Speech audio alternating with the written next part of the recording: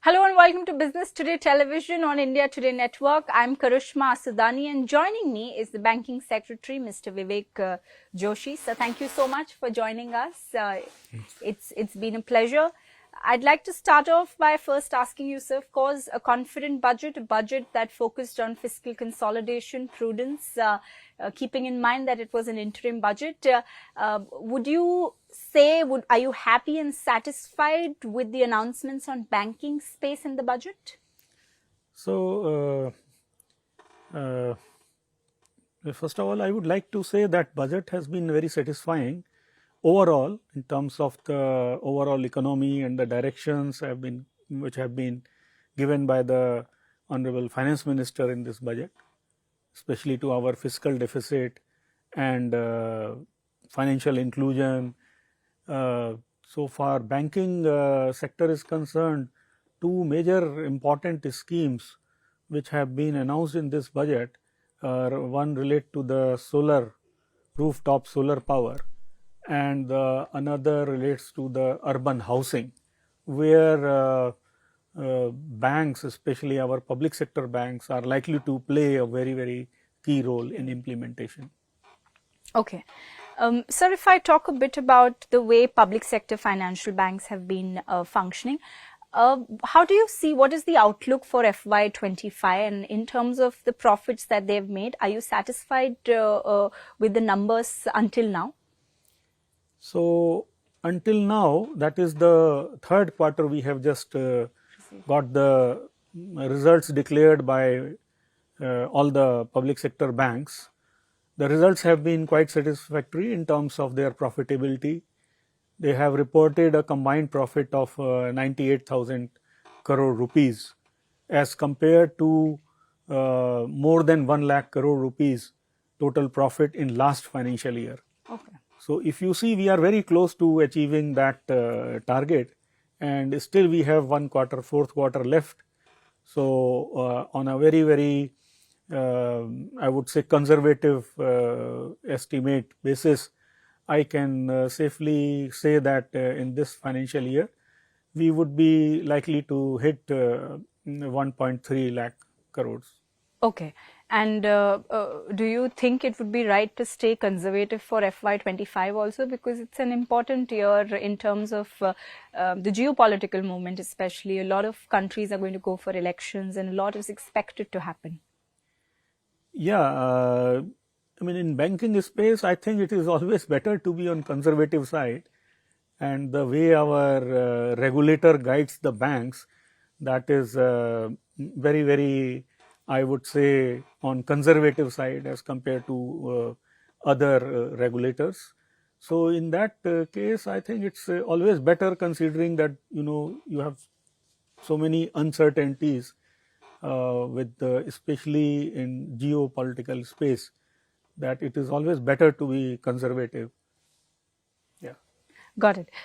Sir, I'd like to understand a bit about, because DFS focus has been very significantly on government schemes on financial inclusion. What has the update been like until now? I think last year was very important, especially under your leadership on various banking schemes across various other cities that you were leading. Will that movement continue for the next financial year? Yes, these financial inclusion schemes are the most critical part of work of Department of Financial Services. All the flagship schemes, for example, Pradhan Mantri Jan Dhan Yojana, Pradhan Mantri Jeevan Jyoti Bima Yojana, Pradhan Mantri Suraksha Bima Yojana, all are very important. Stand Up India, Mudra, Atal Pension Yojana, all are very important for DFS, and we keep on reviewing these schemes. And I'm sure you are aware that recently Honorable Prime Minister has launched two key schemes for one was for the urban vendors, PM Swanidhi scheme, and the another one which has been launched very recently is Pradhan Mantri Vishwakarma scheme for the Vishwakarmas of this country, which cover about 18 trades. So these two schemes are going to be very important and key for us, and we are fully geared to take up the challenge and come up to the expectation of the government. So would it be right to say on a lighter note that maybe going forward toward the upcoming full-fledged budget, you could see more emphasis on these schemes, but nothing new on the cards? I don't think that will be a good conclusion, because when new budget comes, then the government will have a free hand to announce any new schemes, and we have already announced the two new schemes. For example, this rooftop solar and urban housing, targeting the lower strata of the society, and the contours of these schemes are yet to be are being discussed within the government, and we were come up with these two schemes that is on the table already. Right. So we can't say that we will stop with. Yeah. Okay. So one quick question, and this is again pertaining to the way PSBs have been functioning. What are you doing to make it more attractive for an individual? For example, if we look at also the data in terms of the CASA accounts, it's a continuous effort by the department to try and increase this in the coming years. Do you see that? Do you see a challenge in the way an individual or a new account opening individual considers investing or depositing in a PSB versus a private bank?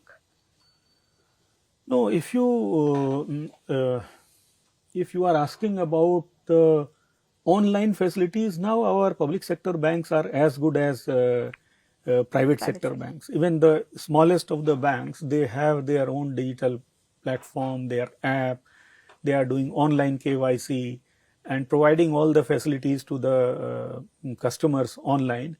And the challenge now is, in terms of CASA is there, because of competition being provided by the private sector banks, and then you have NBFCs and you have a small finance bank. So a lot of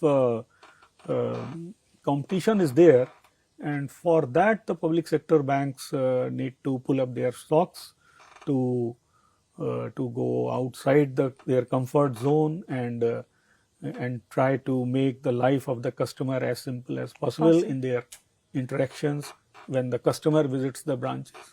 Okay. Sir, DFS has also been looking into the cyber financial fraud issues, and you've conducted a couple of meetings with a lot of stakeholders, including other banks, RBI, and also payment aggregators. What is the way out of this, sir? There were in between talks that maybe you could cap the amount of UPI or transaction cap in order to make sure that when you are holding a transaction with a new user, it's safe and secure. So cyber security is a very important concern for the government, and as you already know that for stopping this menace, we have to interact with many stakeholders. Yes. Which include the Home Ministry, the IT Ministry, the DFS, then RBI, other regulators, all the banks, insurance companies. So you have a lot of stakeholders in this to tackle this particular problem. We have been following this up. The nodal ministry for catching these cyber frauds, as you already know, is Home Ministry, and we have been collaborating with them.